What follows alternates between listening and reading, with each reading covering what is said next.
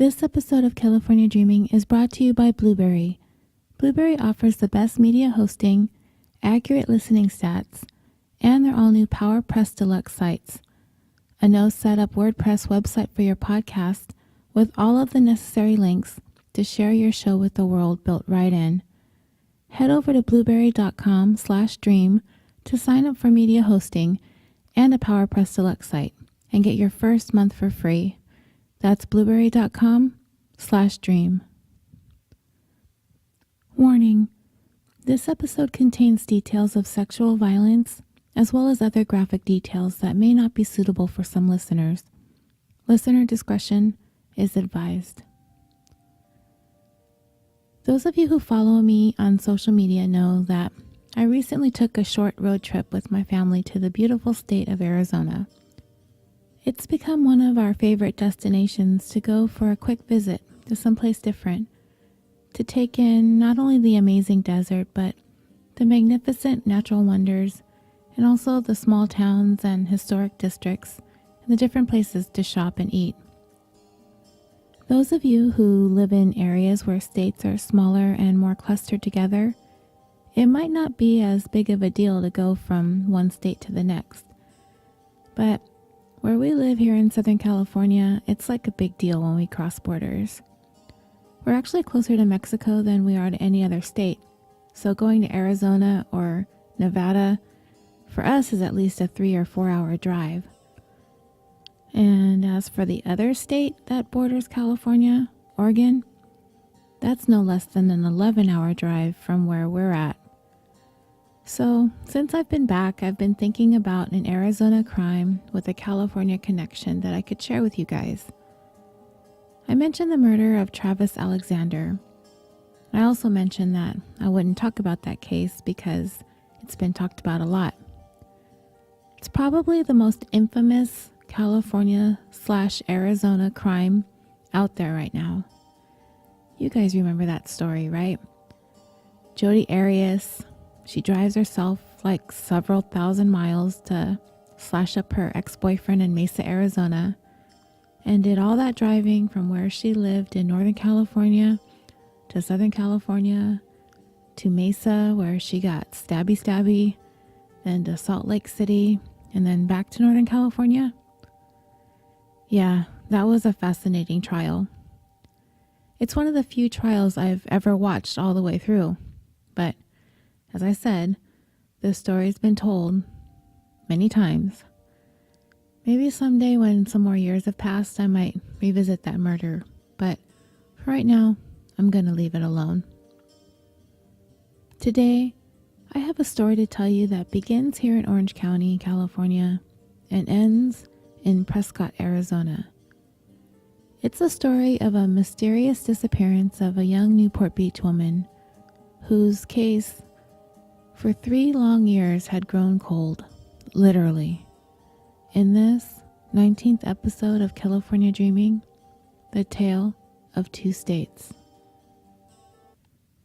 I recently saw an article that had been making the rounds through social media, though it was a story a couple years old already. It was about a woman in the Chicago area who was being pulled over for speeding, but she didn't stop right away. When she sped past a cop clocking her speed at 54 miles per hour in a 35 mile per hour zone, he pulled behind her and activated his lights and sirens. The driver, however, did not want to pull over in that area. It was late at night, and it was dark, and she was alone. So, she made the decision to continue driving for at least a mile or so until she found a Kohl's parking lot that she felt safe to pull over in. She had turned on her hazard lights, slowed down her car, rolled down her window, motioned to the officer, acknowledging his presence, but she continued driving until she found a place that she was safe pulling over at. She later explained that she was scared for her safety and that it was a very dark road and she wanted to get to a safe, well-lit place. When she finally stopped in that Kohl's parking lot, the officer approached her car and she could tell that he was visibly angry. He asked her what the hell she was doing and told her that he could arrest her for this. She said that she asked him not to curse at her, and she handed over her driver's license and registration. A few minutes later, the officer returned to her car. Some more words were apparently exchanged, and then the officer told her to stop talking and to get out of the car, and he placed her in handcuffs. The driver was taken into custody, booked into the county jail, and subsequently charged with 1 felony count of resisting arrest. Nothing more was said while they were in the squad car on the way to the county jail. She was able to bail herself out that evening. But this raises the question, what would you do if you were in this situation? If it were late and you were being pulled over by police, you're alone in your car, and the road is desolate and dark, would you make that decision to keep driving until you found a safer place to stop? I hadn't really ever thought of it before. It's actually been a long time since I've been pulled over for a traffic violation. But having heard this story, I think I might do the same thing and drive to a more well-lit area before pulling over. I might even try to make a phone call, maybe to my husband, to let him know that I'm being pulled over just in case he never hears from me again. But yeah, I'd firstly try to avoid getting pulled over, and secondly, just go ahead and find a safe place.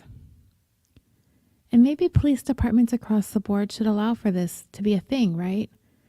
I mean, if someone gets pulled over in the HOV lane, we're not expected to stop right there in the travel lanes. We're to pull over to a safe place, maybe on the shoulder, or even possibly completely exit the freeway and find a parking lot to pull into. I don't see any reason why not to allow for the same standard for dark, desolate roadways, and not just for the safety of the driver, but for the officers as well. The thing is, sometimes things happen, suspicious things happen. We've heard stories about people being pulled over by not real cops, people posing as police officers or some sort of official with a light and a badge. These things have happened, although it's rare. It happens nonetheless. And I suppose it also depends on the cop. If you're lucky, you might just get that nice officer who's patient and understanding, that pulled you over because you were speeding and appreciates your concerns for your safety and lets you off with a warning. But maybe you get that cop that's just had a bad night. When he goes to pull you over for speeding, and you don't stop when you're commanded to, it just pushes him over the edge. This police officer could have handled this differently, but ultimately it was up to him. Even when drivers are compliant, they can sometimes go off the deep end. Remember Philando Castile? There's a guy who seemingly did everything he was supposed to do, and it still got him shot to death. And not only that, the justice system said that it was okay for that to happen that way. And in case some of you listening haven't heard of Philando Castile, let me give you a quick summary. His story is worth mentioning and remembering. Philando was pulled over for a traffic violation in Falcon Heights, Minnesota, a suburb of St. Paul, by officers Geronimo Yanez and Joseph Kauser.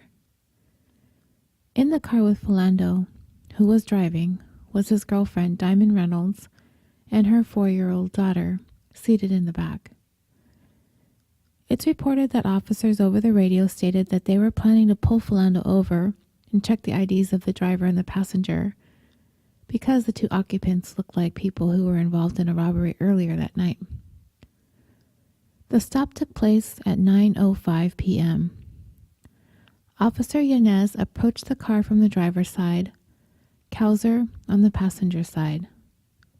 According to the dash cam video, 40 seconds passed between the time Yanez first started talking to Philando through the car window and the time that he began shooting at him. After Yanez asked Philando for his driver's license and proof of insurance, Philando gave him his proof of insurance card, which Yanez glanced at and tucked into his pocket.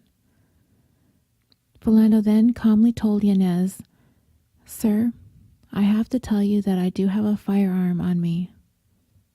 Before Philando even completed his sentence, Yanez interrupted him and said, "Okay," and the officer immediately placed his hand on the holster of his own weapon and said, "Okay, don't reach for it then. Don't pull it out." Philando responded, "I'm not pulling it out," and Diamond also said, "He's not pulling it out." Yanez repeated, but with his voice raised, "Don't pull it out."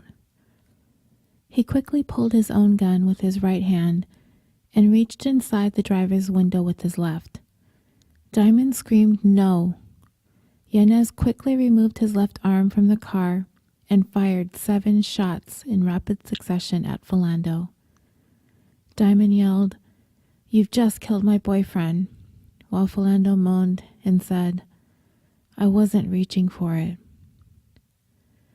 Diamond reiterated loudly, "He wasn't reaching for it." Yanez again screamed, "Don't pull it out." Diamond said he wasn't. Yanez yelled back, "Don't move," followed by an expletive. Of the 7 shots Officer Yanez fired, which were at point-blank range, 5 of them hit Philando, 2 of them piercing his heart. You can find several videos of the incident online. Diamond began a Facebook live stream right after the shooting. The images in that video are very graphic. You can also find the dash cam vantage point, as well as video from inside the squad car after Diamond was handcuffed and placed in the back seat with her 4-year-old daughter, who, by the way, is heard trying to comfort her mom and basically telling her to calm down or she's going to get shot too. It's pretty heart-wrenching if you haven't already seen it. Yanez was arrested and charged in the shooting, but almost a year later, he was acquitted on all charges. Anyway, back to our driver.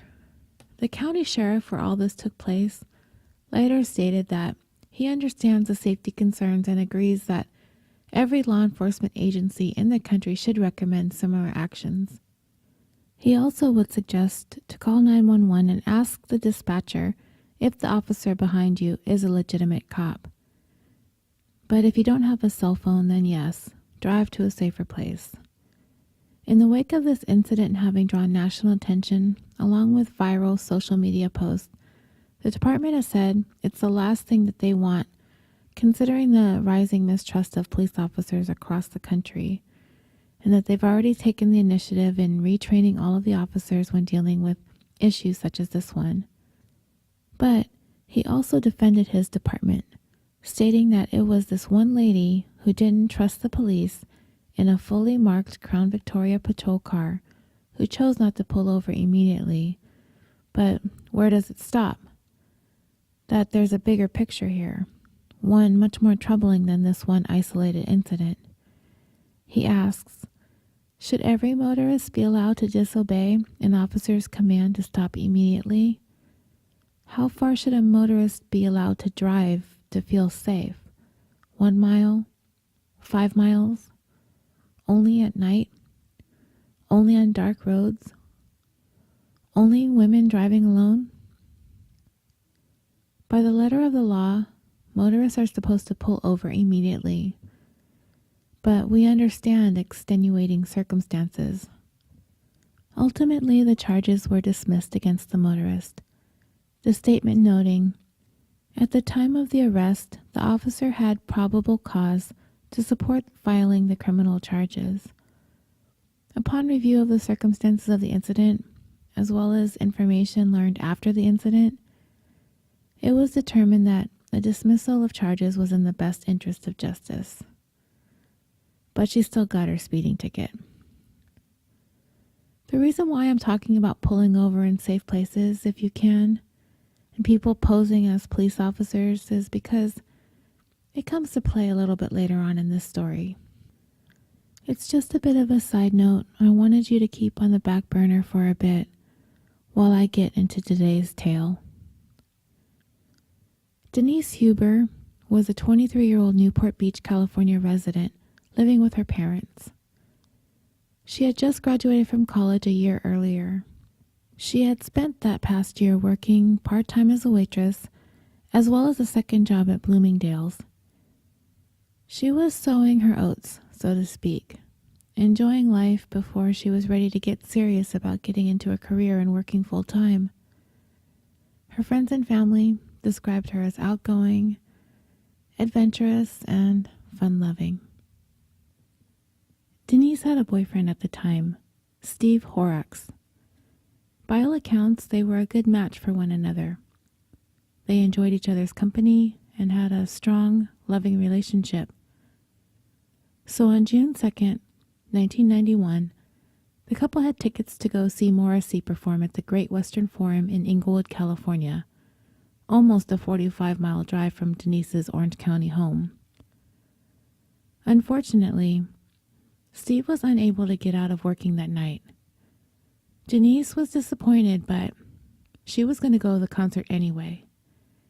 She asked a friend of hers, Robert Calvert, to accompany her to the show instead, to which he agreed. She told her mom that she was going to be home pretty late. After the show, Denise and Robert made a pit stop at the El Paso Cantina in Torrance, California.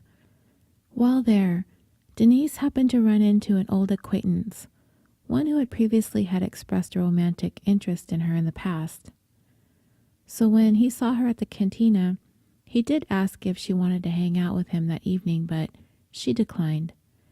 She and Rob ended up leaving the cantina around 1 o'clock in the morning, and she dropped him off at his house. He would be the last known person to ever see Denise alive. When her parents woke to find that she wasn't home, they were somewhat concerned, but they didn't keep that watchful of an eye on her, as she had typically been a responsible person. She was 23 years old, and they had always had complete faith and trust in their daughter. But it wasn't like her to not show up or call or be out of touch for this long. She knew it would worry her parents. So her parents immediately began calling her friends and anyone who might have an idea of where Denise may have gone. One of the people they called first was her best friend from college, Tammy Brown, and she immediately became worried about Denise. She knew where she had gone the night before, and she knew who she was with, so she called Rob and asked if he knew where she was. He informed her that she dropped him off around 2 in the morning and he hadn't heard from her since. Knowing the route Denise would have taken to go from Rob's to her own house, Tammy drove around searching for Denise's car, a blue Honda Accord. Amazingly, at approximately 10 p.m. the night after Denise was last seen, Tammy spotted her car on the shoulder of the 73 Corona Del Mar freeway. In complete disbelief that she had actually found it, she immediately pulled over and hurried over to the vehicle, only to find nobody in it, with a flat tire and the hazard lights flashing. Tammy called Denise's parents, who quickly made their way to the scene to inspect the vehicle. It was unlocked, but Denise's keys were not inside. The flat tire on her car had left a skid mark on the freeway. The area seemed to be well lit, and there were several emergency call boxes visible nearby, and there was a chain link fence that bordered the freeway, but there was an opening that led down a gravel slope that was adjacent to a city street that was close to gas stations, restaurants, payphones, and a hotel. Don't forget that in 1991, cell phones weren't really a thing yet. It was sometime after midnight that night, almost a full 24 hours since Denise had left the cantina and dropped her friend off, when Costa Mesa, California detectives arrived at the scene of the abandoned vehicle. They quickly assessed the situation, but there were little clues as to what happened to Denise. There didn't seem to be anything amiss inside the car. There were no signs of a struggle. There was no blood. Everything appeared to be in order on the interior of the vehicle. Her shoes and purse were gone, and the hazard lights were on, which led investigators to think that she did make her way out of the vehicle on her own. But then what? Search dogs picked up her scent on the shoulder of the freeway, but then lost it. They didn't feel Denise had been involved in any high-risk activities, but she had seemingly disappeared without a trace, and all they had was Denise's empty car.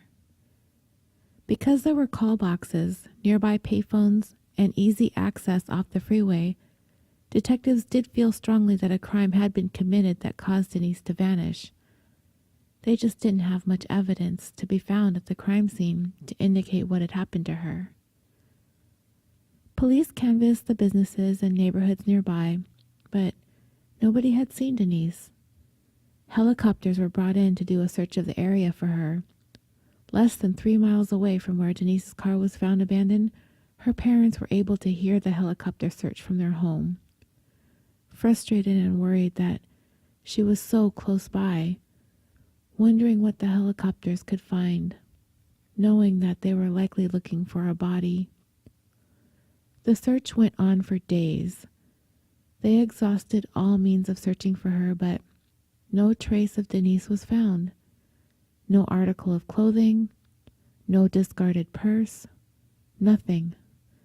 No indication if she were alive or dead. Just nothing. She seemingly pulled over to the side of the road and vanished off the face of the earth. Detectives never really received any viable leads or clues that gave them any information as to Denise's whereabouts. The car was brought into the police lab for processing. The interior revealed no unknown fingerprints. The flat tire revealed that it had not been tampered with or purposely flattened. The physical evidence led investigators to nothing but dead ends. They turned to interviewing the last known people to have interacted with Denise. They talked to Rob, the friend she attended the Morrissey concert with, the one who went with her when her boyfriend wasn't able to go. Detectives wondered if he had maybe had an infatuation or an attraction to Denise. Could he have been made upset because there was no romantic interest in him on her part? It's possible. They also looked at Denise's actual boyfriend, Steve, but both Rob and Steve were cooperative and were able to provide solid alibis for their whereabouts at the time it's estimated that Denise went missing. Detectives also tracked down the acquaintance Denise had run into at the El Paso cantina, but he too had a solid alibi that proved pretty conclusively that he hadn't followed her or anything after leaving the cantina. Detectives even looked at the possibility that Denise had taken off on her own. Maybe she had another boyfriend that she ran off with without telling anyone. But that too was a dead end. Denise's parents, obviously desperate for information, turned to the media to spread the word about her disappearance. They wanted to get her picture out there, get her face on the newspapers and on television reports. They offered a reward for any information leading to her recovery. They made buttons, they made bumper stickers, they made flyers. They hung a large banner on a building adjacent to the freeway where her car was found. The community really came together and rallied behind Denise's family in hopes of finding out what happened to her. But the case quickly grew cold. Absolutely nothing worthwhile was coming in. The detectives had no clues. It was just baffling. And, as it would turn out, Denise Huber would never be heard from again. So, fast forward 3 years to 1994, and more than 300 miles and one state away in Yavapai County, Arizona. Jack and Elaine Court, residents of the area, headed over to the Prescott Country Club. In the mid-afternoon of July 9th, 1994. They were there to purchase paint supplies from an independent paint contractor named John Famularo. People who have worked with him would describe Famularo as a different kind of awkward person. He comes off as dodgy, evasive, and somewhat disingenuous. He told the courts that he was a longtime paint supplier and contractor, and that he had moved to Arizona from California about 6 months earlier. As Elaine and Jack chatted with Famularo, aside from the weird vibes that they were getting from the guy, they noticed a Ryder brand moving truck parked in his driveway. The couple immediately grew suspicious of the 24-foot moving truck with California plates. They could tell that it had been parked there for a long time. It was covered in dust and cobwebs, and grass and weeds had overgrown around the tires. The courts decided that there was just something too weird about Famularo, along with this weird truck, so they decided they weren't going to let this go. And it just so happens that they had a friend who is a police officer out of Phoenix. And it just so happened that that officer was in charge of stolen vehicles. So when they left, they decided to jot down the truck's information, and they turned that over to their officer friend. He ran the plates and the Ryder truck's numbers through their missing and stolen vehicle search system, and they got a hit on the truck having been stolen out of California. A few days later, on July 13th, Yavapai County Sheriff deputies arrived at the Famularo home with a search warrant to talk to him about the stolen truck. But nobody was home at the time. So the detective made his way over to the Ryder truck that was backed into the driveway. He examined the back of the truck, which was locked with a very small but very secure, very difficult to break into or cut lock. Coming out from under the roll-up door of the truck was a red extension cord, which was plugged into the house. Whatever was in the truck, it seemed to need to be plugged in and running 24 hours a day. The deputy had seen enough similar situations throughout his career, particularly in his time on the narcotics detail, to recognize what he suspected might be a mobile methamphetamine lab, which apparently is a pretty common thing. This makes sense, I guess. I mean, what else would need to be plugged in to the back of a moving truck if it isn't something nefarious, right? So the deputy called for a narcotics task force to arrive at the scene, and they were in the driveway within the hour. One of the members of the task force pulled open the back door of the truck, but there was no meth lab inside this truck. Instead, the extension cord was plugged in to a large industrial freezer. When detectives open the freezer door, they find the contents to be a large black garbage bag with something inside that was frozen solid. One of the detectives carefully ran his hand down the side of the bag and felt what he believed to be an arm of a human being, frozen solid. In a matter of 2 hours, this Ryder truck had gone from a simple stolen vehicle to a possible meth lab to this, a frozen dead body in the back of the truck. Homicide detectives quickly converged on the scene to investigate this still unidentified mass frozen inside some black plastic bags. Video cameras were rolling as they opened the freezer to prepare to carefully cut open the plastic bags to reveal what exactly was inside. It's immediately apparent that along with this mysterious bag, there is a strong smell of decomposition emanating from the freezer. The detective cut through not one, not two, but 3 layers of garbage bags before getting a glimpse of what was inside. As soon as they peeled back the final layer, It was obvious the bag contained the remains of a human body. Right away, detectives could see this person, frozen. They saw an arm and a thigh, and they could see the arms handcuffed together behind the back. The handcuffs really left no doubt that the detectives had a murder on their hands. They decided to seal the freezer back up and send it and its contents over to the Maricopa County lab for analysis. Just before the freezer is taken away, their newly uncovered homicide suspect, John Famularo, happens to pull up into his driveway. They immediately take him into custody and bring him over to the sheriff's department for questioning about the situation in his driveway.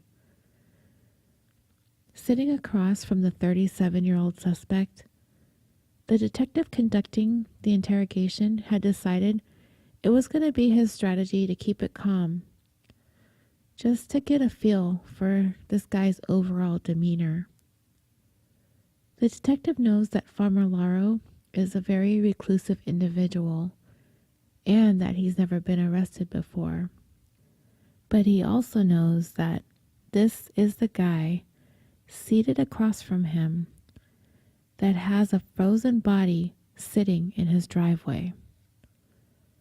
He told Famularo that there's a very serious problem with the stolen truck, with a freezer, with a body in it. But Famularo said nothing and immediately requested a lawyer.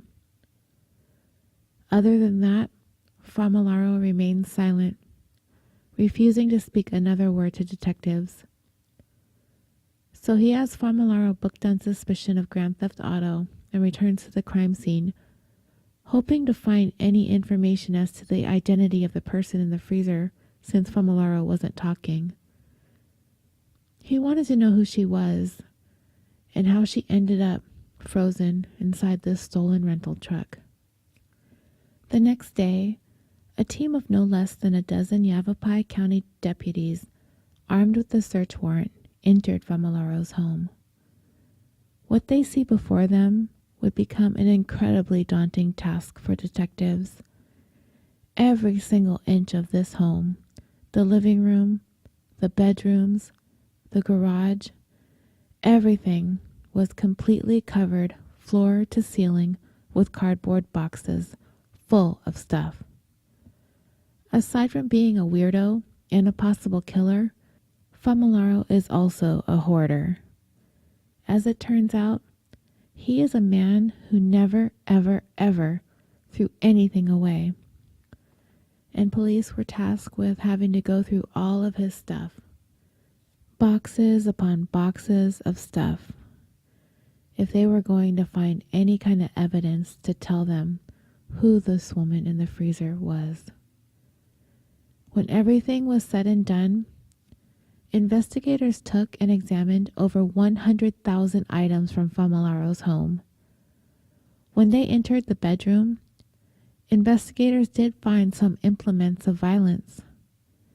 They uncovered several weapons, including a Colt revolver, a sledgehammer, a shotgun, a pair of handcuffs, and 2 large knives.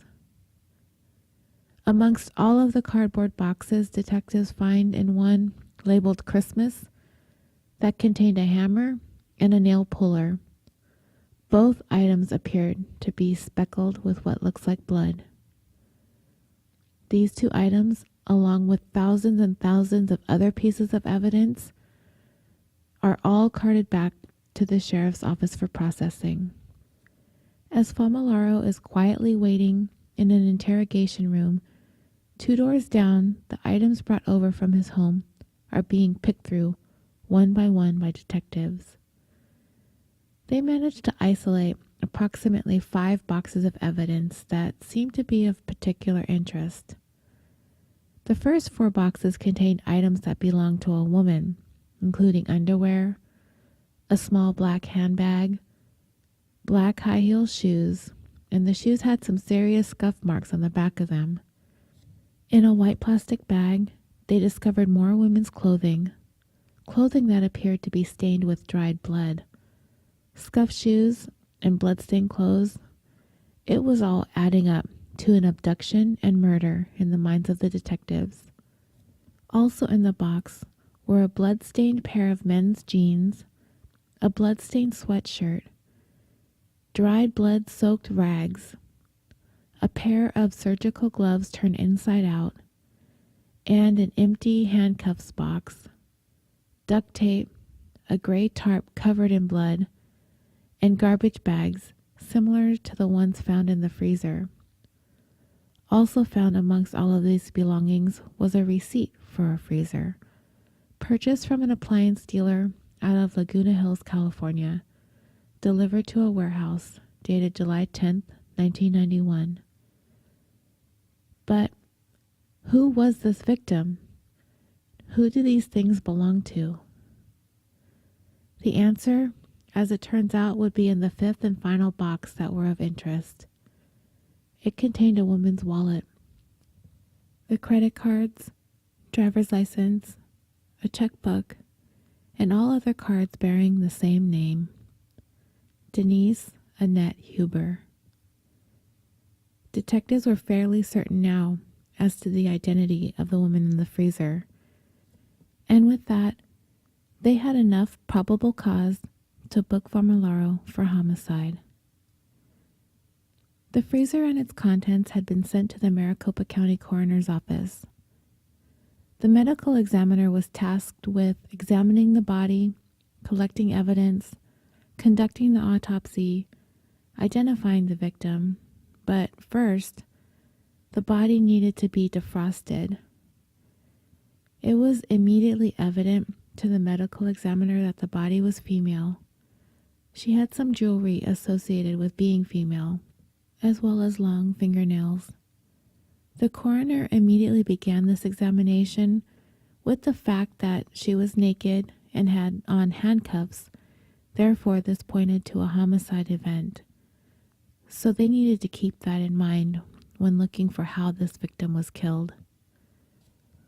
The most complicated aspect of examining this particular victim was the fact that this body was frozen. On any given day at the Maricopa Medical Examiner's Office, the coroner will examine an average of 3 bodies.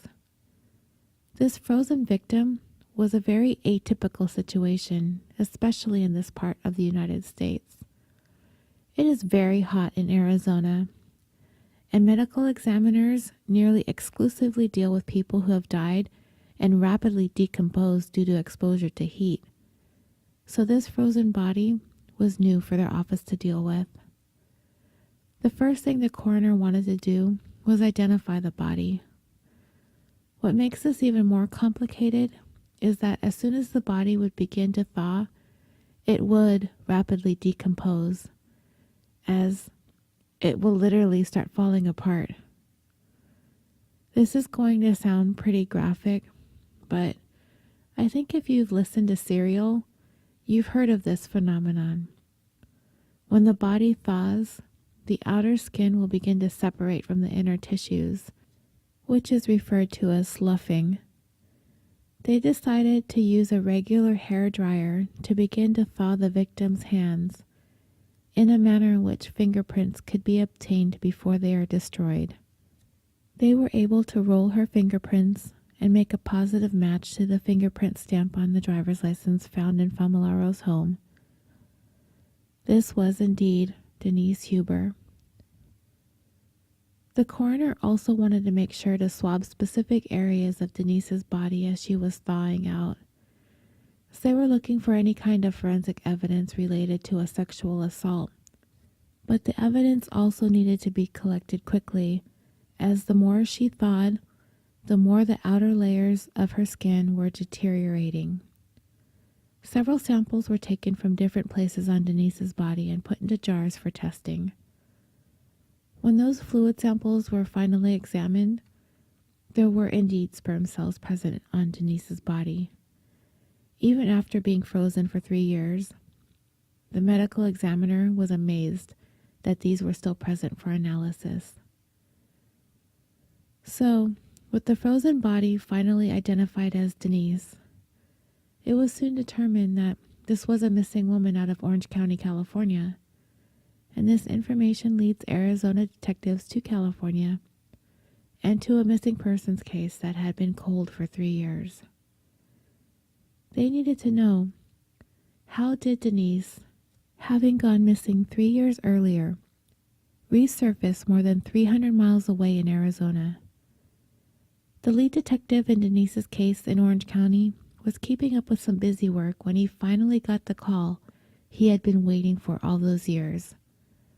When Yavapai County detectives called him, he had never even heard of Yavapai before.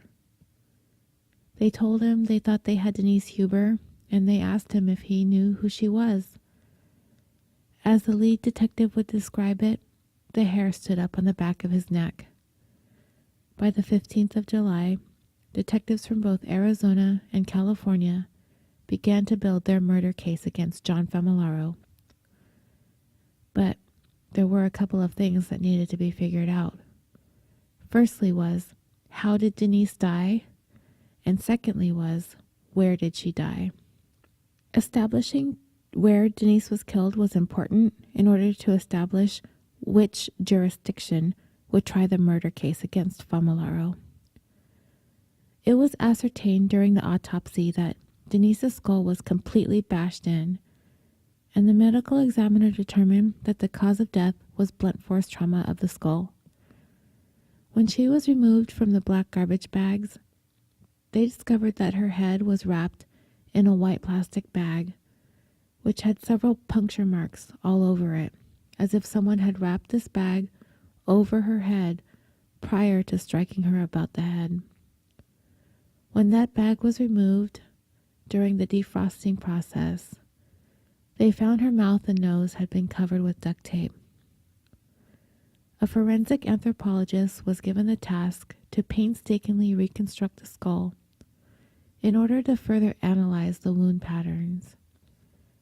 Denise's skull had literally been bashed into hundreds of tiny pieces. It was clear that there were 2 different wound patterns about Denise's skull once it was put back together, indicating that 2 different weapons were used in bludgeoning her. It would later be determined that the weapons used to strike Denise were indeed the hammer and the nail puller that they found amongst Famularo's belongings, and the DNA of the blood on those items were a match to Denise's DNA. Those implements also matched the indentations in her skull. The medical examiner also found that there were small pieces of plastic stuck in those fractures, which indicated that the bags were indeed put over her head before those blows were struck. It was further determined that Denise was hit a total of 31 times. It would also later be determined that the DNA found on Denise's body, as well as some semen stains found on her clothing that was located amongst Famularo's belongings, matched his DNA. So how did this guy pull this off?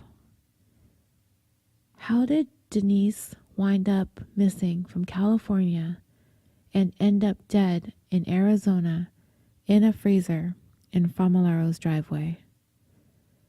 Well, investigators discovered that at the time Denise disappeared, Famularo was actually working in Newport Beach. He had rented a warehouse in the area for his painting business.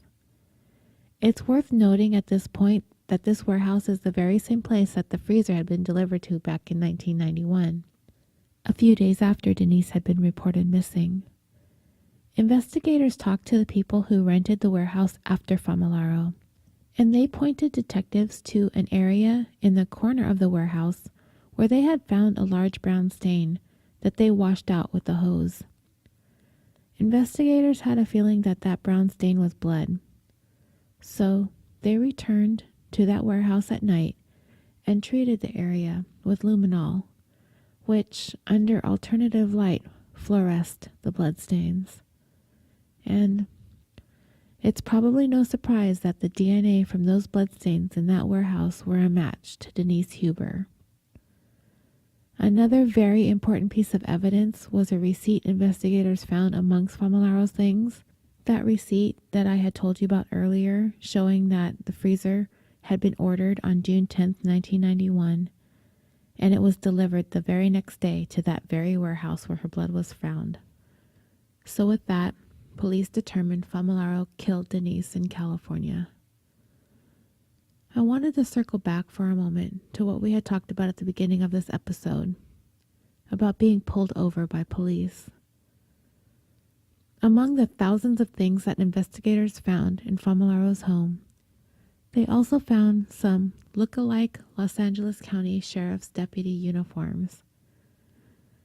There was a time when Familaro wanted to be a police officer, and for a brief time, he was enrolled in the Los Angeles County Sheriff's Department Training Academy for Reserve Officers.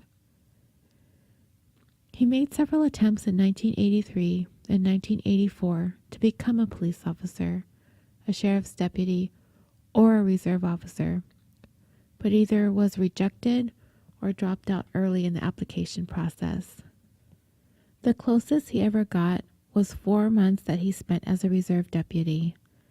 He began the 6-month training program in November of 1983, but dropped out in March of 1984.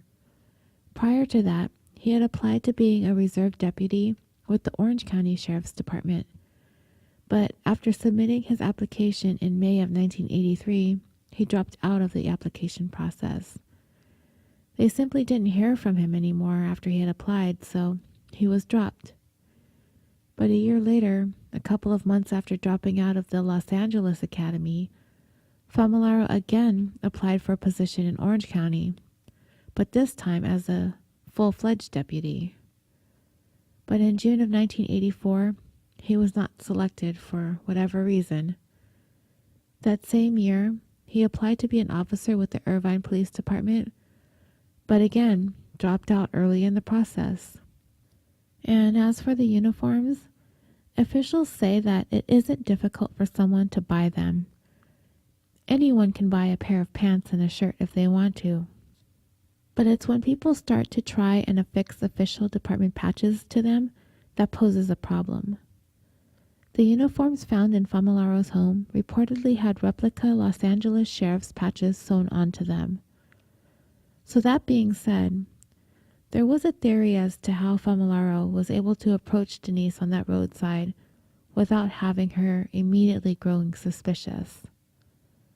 After Denise had dropped her friend off in Huntington Beach, she was making her way home to nearby Newport Beach when her tire blew out on the freeway.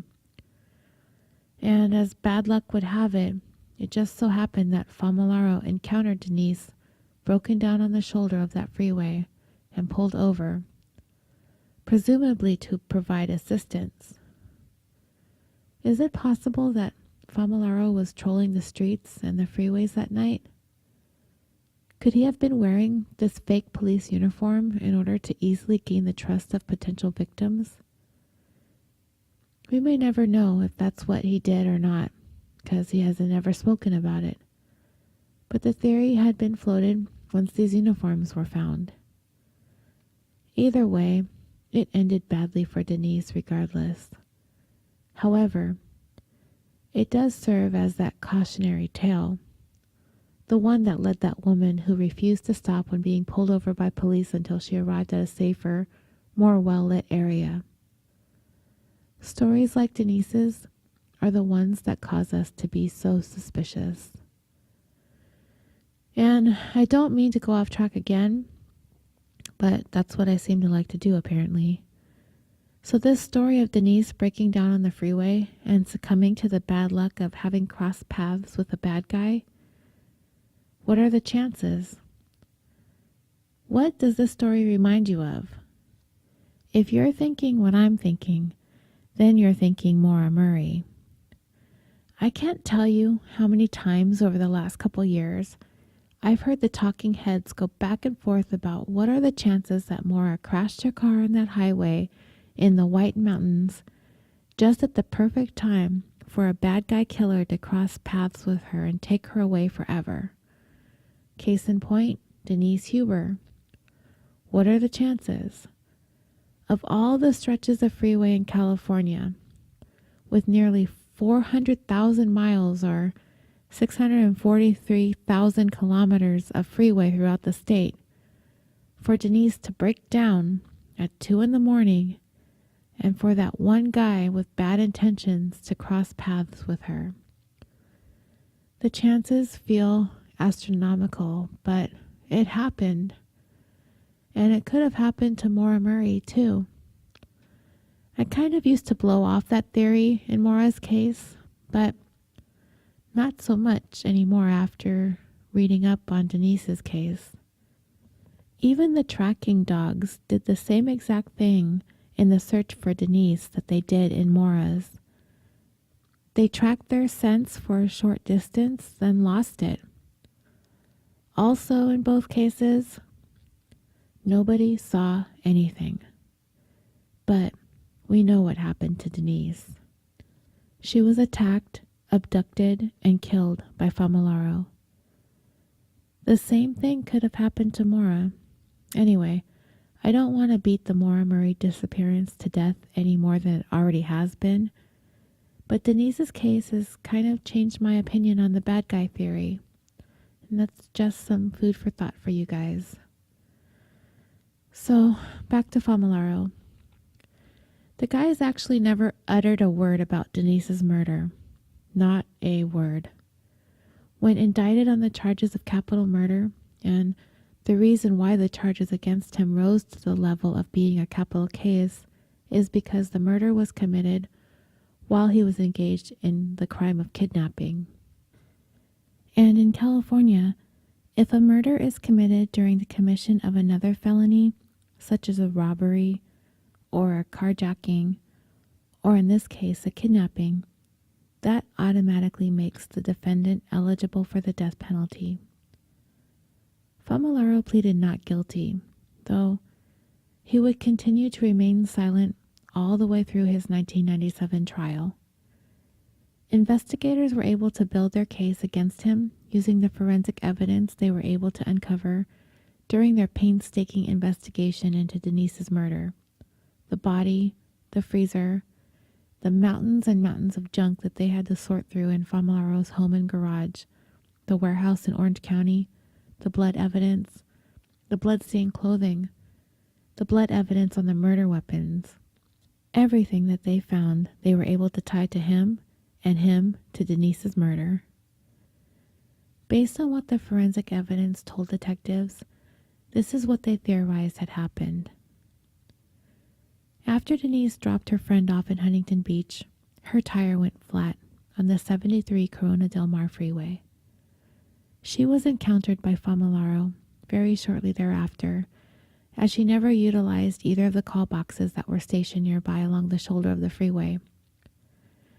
It has been speculated, but could never really be confirmed, that he may have been wearing a replica sheriff's uniform in order to gain the trust of any potential victims he may have been out trolling for that night, or he simply pulled over and offered to help her change her tire. She seemingly voluntarily exited her car as her hazard lights were flashing, and she had taken her purse and keys with her. At some point after she was out of her car, Famularo overpowered her and incapacitated her in some way, as the scuff marks found on the back of her heels 3 years later indicated that she was dragged along a rough surface, such as highway asphalt. The forensic evidence indicated that Denise bled profusely inside that corner of the nearby warehouse Famularo had rented to store his paint supplies, as investigators were able to illuminate blood evidence in that warehouse 3 years later, and DNA testing proved that it was indeed Denise's blood. It is also at this warehouse that investigators surmised he sexually assaulted Denise and then subsequently killed her by bashing her about the head 31 times. He had placed those plastic bags over her head, but she still bled profusely, leaving all that evidence behind. A few days after Denise's abduction, Famularo purchased a freezer from an appliance dealer in nearby Laguna Hills and had that freezer delivered to his warehouse. He wrapped Denise's body in 3 layers of garbage bags and concealed her in that freezer in the warehouse until he moved to Arizona, where his parents resided, in the summer of 1992. He rented the Ryder truck, packed up his belongings, along with the freezer that entombed Denise's frozen body, and moved into a home adjacent to his parents' home. He parked that Ryder truck in his driveway, which was obviously supposed to be returned, but he never did, and was subsequently reported stolen. He ran a power cord to the freezer in order to keep Denise frozen until that Ryder truck was reported to that Phoenix police officer by vigilant citizens Jack and Elaine Court. And that's when detectives uncovered Denise's body, answering that 3-year-old question her family and Orange County detectives had been wondering. What happened to Denise Huber? As I said, Famularo did not testify in his own defense. However, his attorneys did call more than 20 witnesses to testify on his behalf. I know what you're thinking. Where in the world did they find 20 people to speak in defense of this scumbag, right? I have no idea either. They called his mother, his brother, a sister, a niece, neighbors, and classmates from his childhood. They called a woman whom he helped save from a knife-wielding attacker one time. They called people who had worked with him in the past. They called his priest. They were called to help provide details about Famularo's childhood and adult life. Famularo was born June 10, 1957, to Anne and Angelo Famularo in Long Island, New York, and was the youngest of 3 children. When he was a year old, they moved to Santa Ana, California. His father, an Air Force veteran, was a businessman, and his mother, a stay-at-home mom, was described as the dominant force in the home, incredibly temperamental and verbally abusive. The children apparently had a loving relationship with their father, but had a difficult and erratic relationship with their mother, who frequently invoked religion to justify her behavior and to control and intimidate everyone. She often told them that they were all going to hell, as they tried to follow their father's lead by giving in to all of her demands in order to avoid confrontations with her. She was described as painfully controlling, from everything to what they wore, what classes they took. She would search through their belongings and eavesdrop on their phone calls. She alienated the family from friends and neighbors because of her behaviors, her busybodiness, and her constantly being a killjoy. Children never came to their home. They rarely interacted with neighbors in social settings, but they went to church religiously.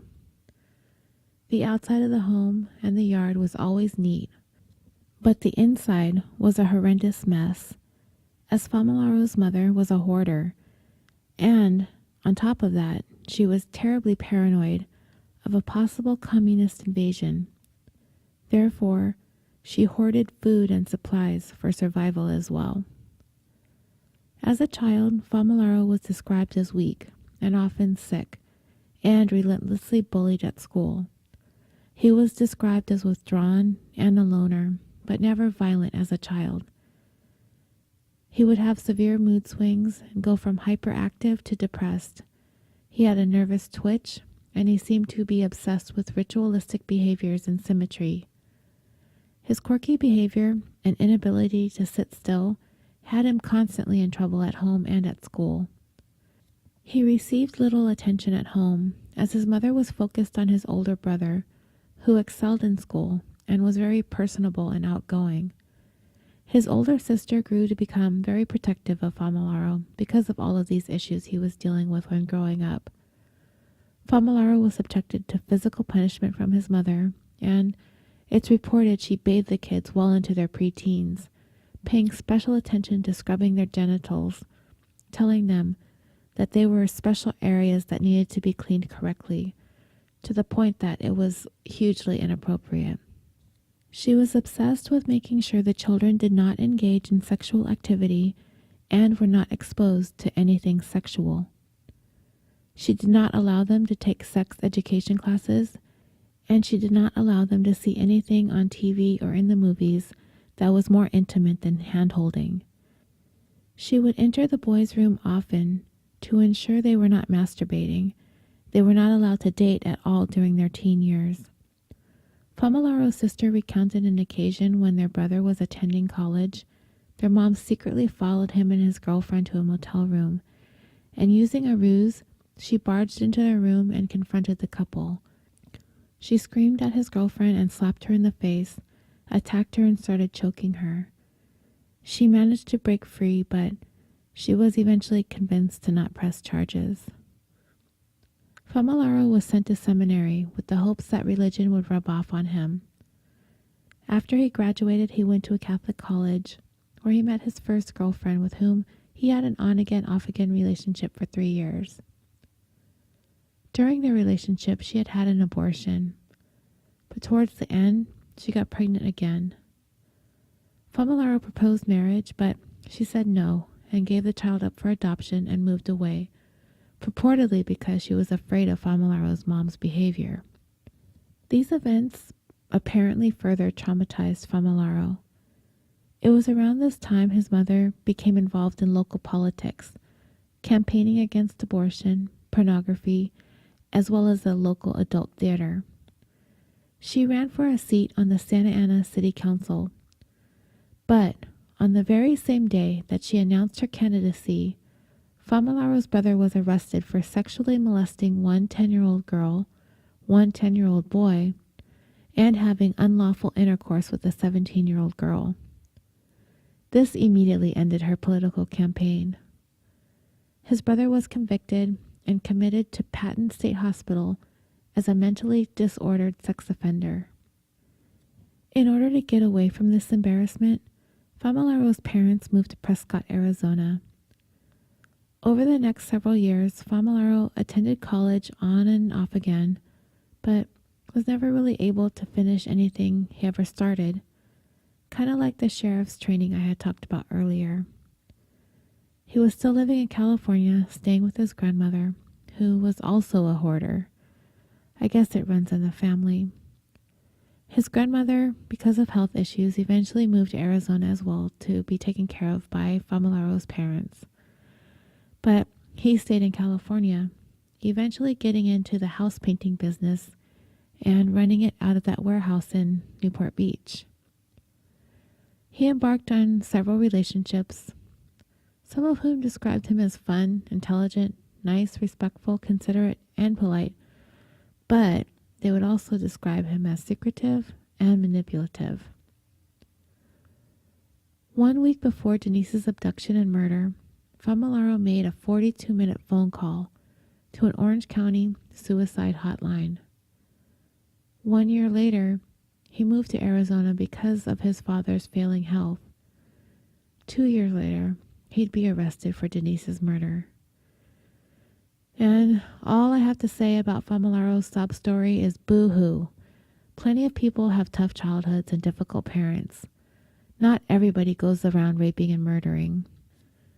And it seems his jury had just about the same sentiment when it came to his childhood tales of woe, because it took them less than 3 hours to find him guilty of capital murder. On September 15th, 1997, Familaro was sentenced to death. And true to form in California, he is still sitting on death row today, 26 years after he took Denise's life. Denise's parents, Ione and Dennis Huber, were able to speak at Familaro's sentencing.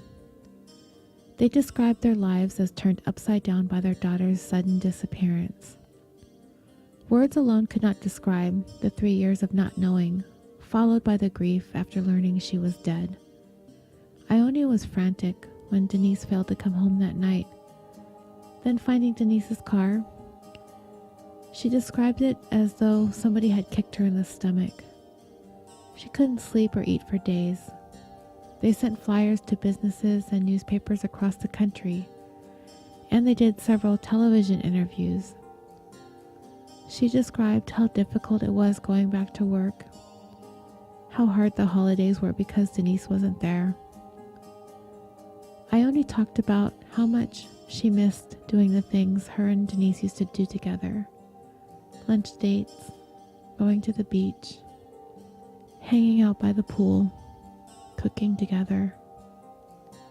She described her daughter as sensitive, caring, and compassionate, and a person who brought great joy to their lives. Her father talked about how much he missed the Friday morning breakfast that he used to have with Denise every week. He said that she was a happy person and had the ability to cheer him up, even on his worst days.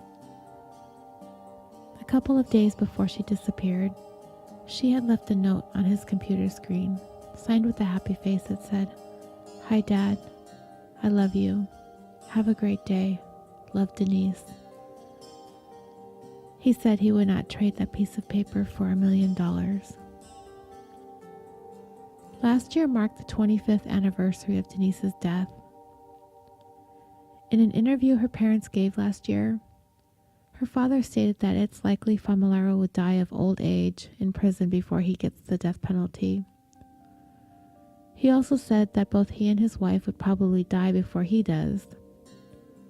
At that point, the Hubers had been married for 52 years, and they said they've made peace with the fact that Famularo may never be dealt the death sentence he was given. They're just kind of done with it, and it's up to the state of California to deal with him. Dennis and Ione are now living out their retirement along the banks of the Missouri River in South Dakota. And there is not a day that goes by that they don't think of Denise.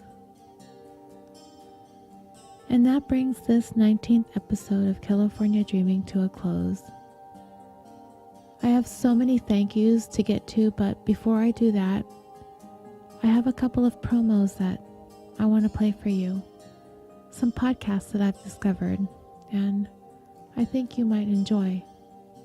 Here, take a listen.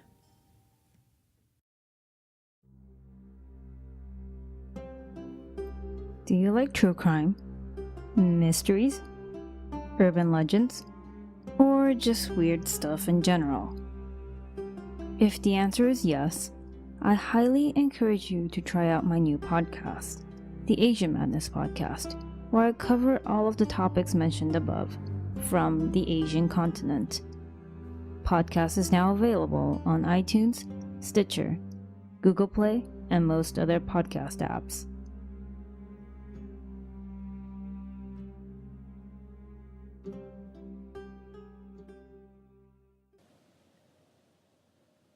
Hey, Katie. Hey, Cassie. Do you want to tell people about our podcast? Oh my gosh, I've been waiting all day to tell people about our podcast. What's it called? It's called Married to Murder. What's it about? It's couples who murder each other or murder together. Oh my God, that sounds so awesome. It's Where can you fascinating. listen to it? iTunes or anywhere podcasts are available. Anywhere a podcast is available? Anywhere. Get out. I can't wait to go listen myself. Well, hurry up. I'll time you. Okay.